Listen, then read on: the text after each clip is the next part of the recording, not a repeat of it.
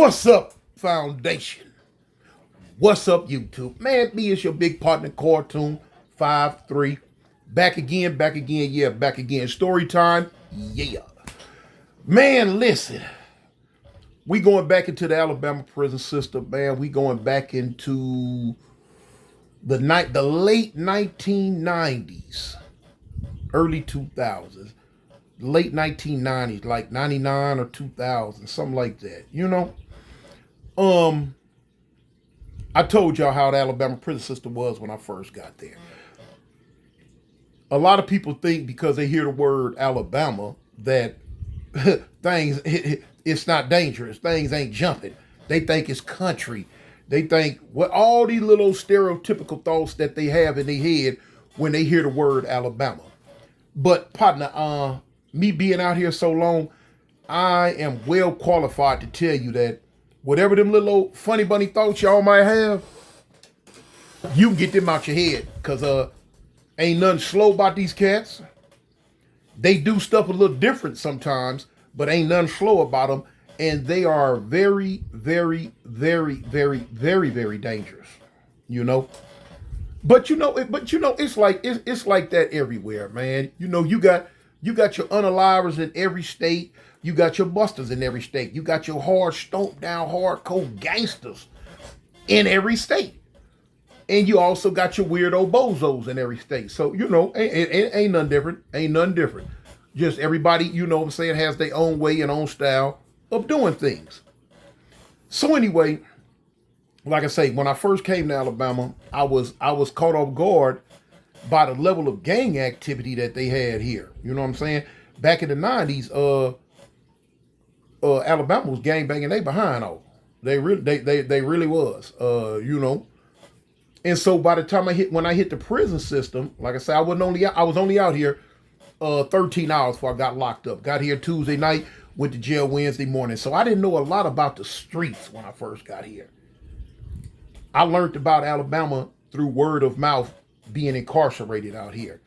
So anyway, with me being a Crip, of course, that's what I ran with, the Crips. And you had a very, very, very heavy Crip presence in the prison system when I first got locked up out here. Crips and Disciples were the two biggest groups. Then the Bloods. Then I would say after that, as far as black organization goes, then the Vice Lords. We get into it one day. I'm gonna get straight to it. I ain't gonna, raggle it out. I'm gonna go straight to it. The Crips and the Bloods get into it one day. And a lot of times, what they got into it about, at the beginning, I never really knew. But then, because this was back when I first first got out here. But after a while, I would figure it out. They had a habit of disrespecting each other on their clothes, and they didn't really look at it as that's what it was. You know what I'm saying? And for instance, like they'd cross the B out on certain words and just be walking around. You know what I'm saying? And they'd cross the C out on their clothes or whatever, and just be walking around. I immediately had a problem with that. You know what I'm saying? To the point, man, I had to make a dude take his shirt off one day. No, homie, we don't get down like that. And you put it up under the guise of, oh, I'm just representing. Okay, you can represent all day long, but that you're not finna walk around with that type of disrespect on you. And I'm here now. They might have been with it, but I'm not because I wasn't used to that, y'all.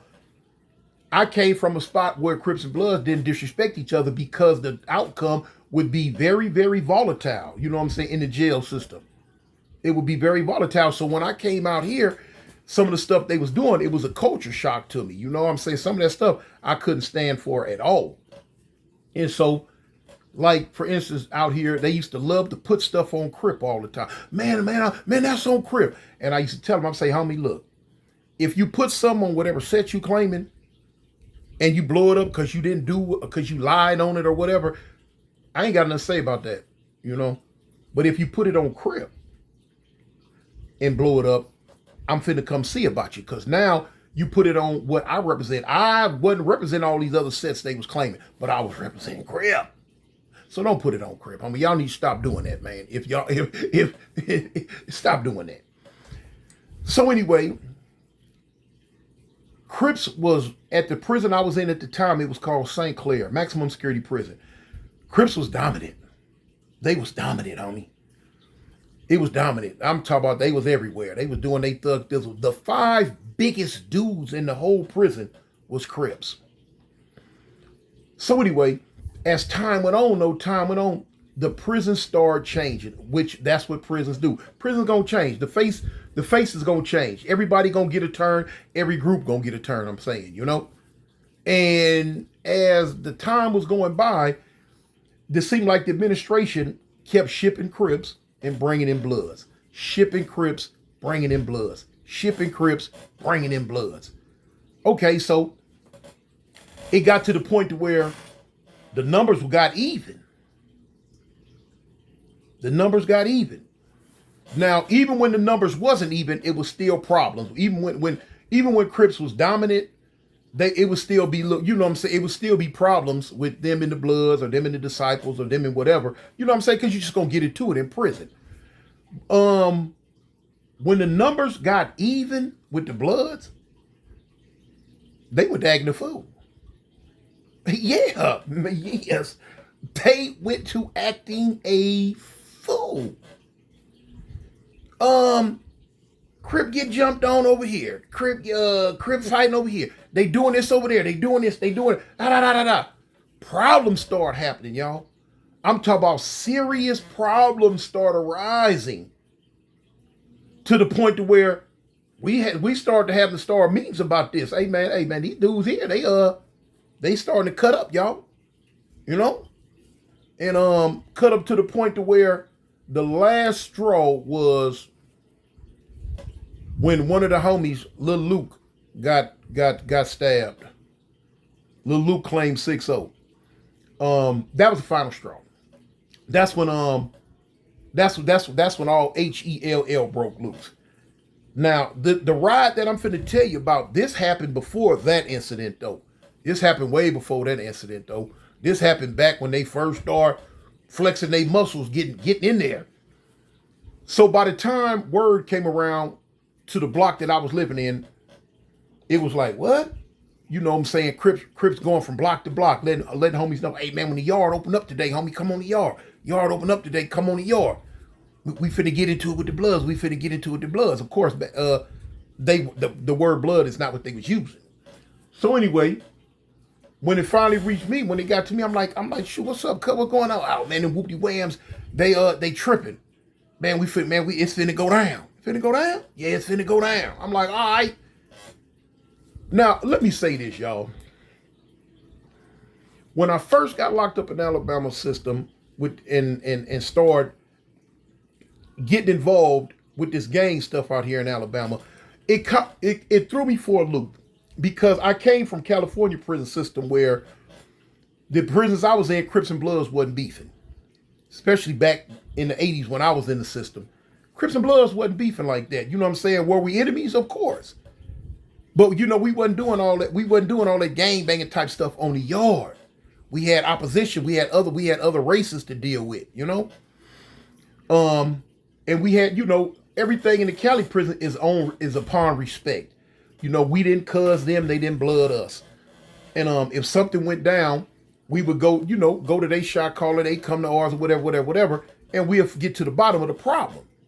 So now here it is, when I get to Alabama system, they footloose and fancy free. They wild as the Taliban. They going full speed ahead, banging in these prisons. So I'm like, sheesh. So now here it is. I find myself getting into it with Bloods and stuff, and it was a trip to me at first. It was a trip to me at first because I just, you know, this ain't what I was used to doing in prison. But of course, me being a Crip, you know what I'm saying? When the disrespect arose, I had to answer the call. So look, we finna go to the yard.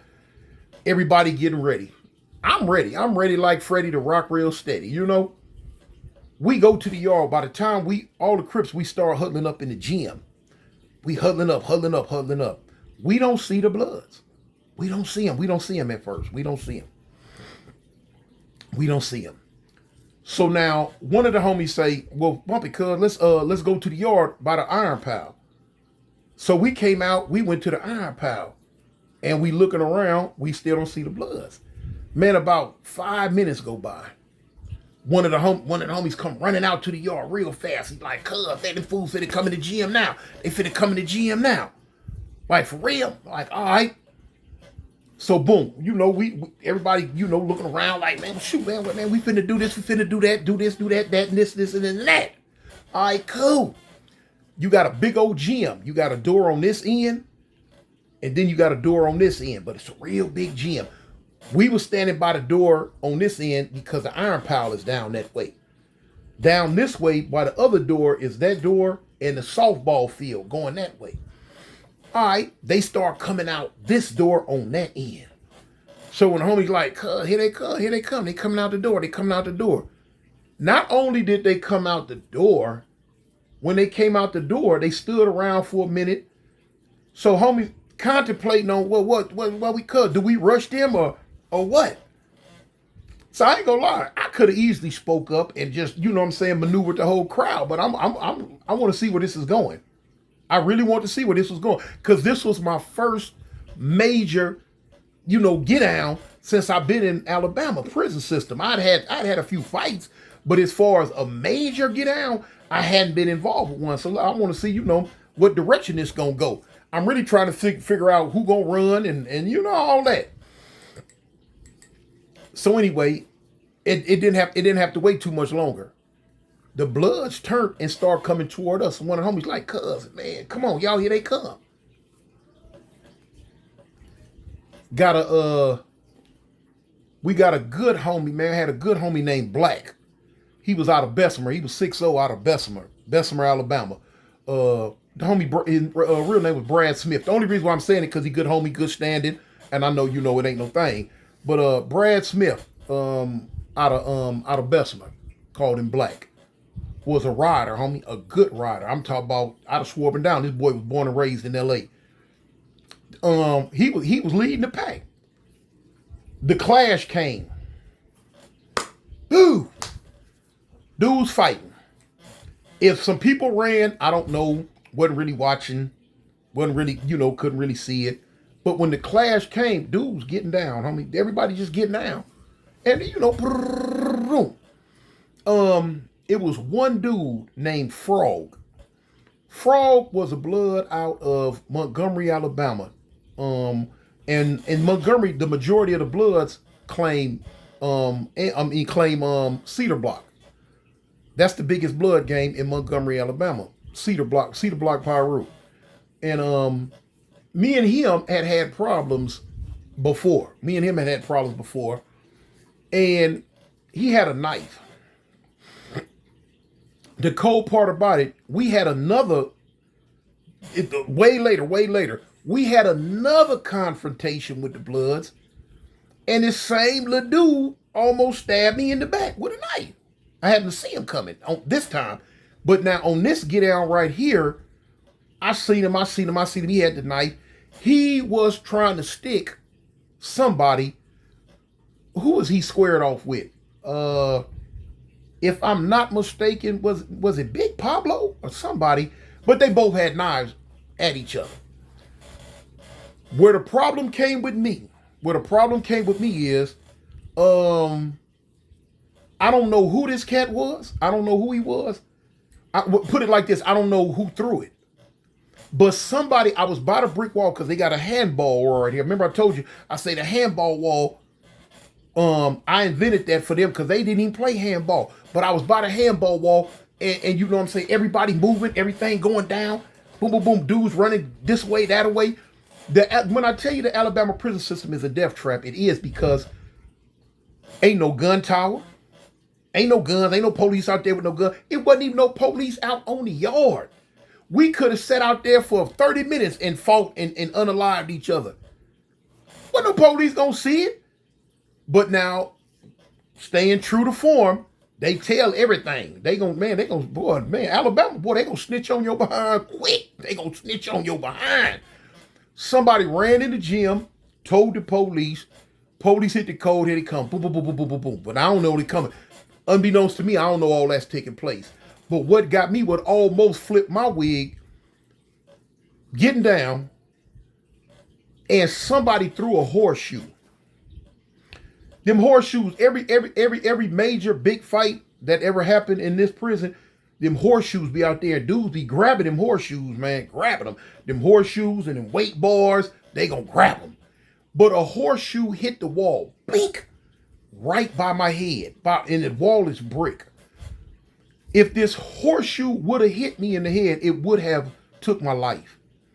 That's just how hard this horseshoe hit. I'm talking about, it knocked a chunk about this big at the wall and about that deep. So whoever threw that horseshoe was trying to unalive me. To this day, I couldn't tell you who threw it. I don't even know who threw it. It was so many people moving around doing stuff. It reminded me of the big fight we had during the football game in that same prison, but a different year. Major fight, get out fight. I don't know who threw that, but whoever threw it, I'm glad they missed. I'm glad they missed. So of course, dudes kept doing what they, when the police start running out, start coming out, everybody scattered. Did some go to lockup, some go to jail? Yeah. The ones the police could remember, but they couldn't see everybody because, man, it was a lot. It was like at least a 20-something on 20-something, you know what I'm saying? With us probably having one or two more, but it was kind of even Steven. But everybody was getting down for their grits and gravy, I mean. They was getting down for their grits and gravy, man. And this is the difference. Once the police got everybody that they was gonna get, locked the yard down, ran everybody back to their blocks, it's over with. Crips and Bloods lived in the same block. Some of them lived in the same blocks. So, you would think that, like, for instance, if it would have been like that in a Cali prison, it would have kicked back off again. But it didn't kick back off again, man. Dudes went to their block. They seen us. We seen, they seen us. We seen them. It didn't go no further, though, man. It didn't go no further. Another day at the funny farm, y'all. But anyway, man, in the meantime, between time, man, tell the people love to love them. And for addendum note, y'all go look at the news, man, or pull it up on YouTube or go look at the news. Mr.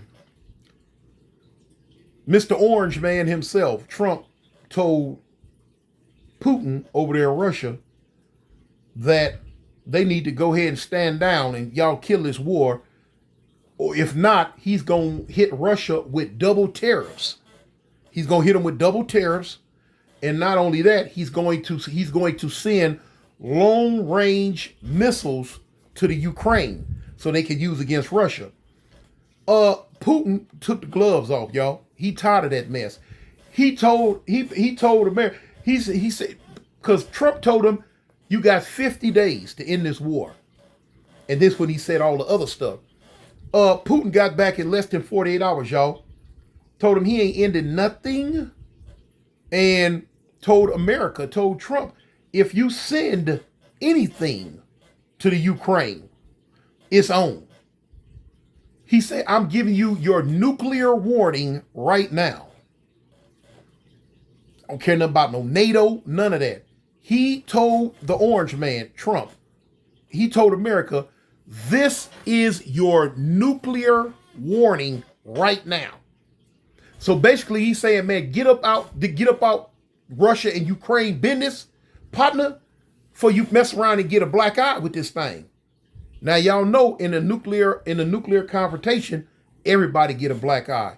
There are no winners, nothing but losers.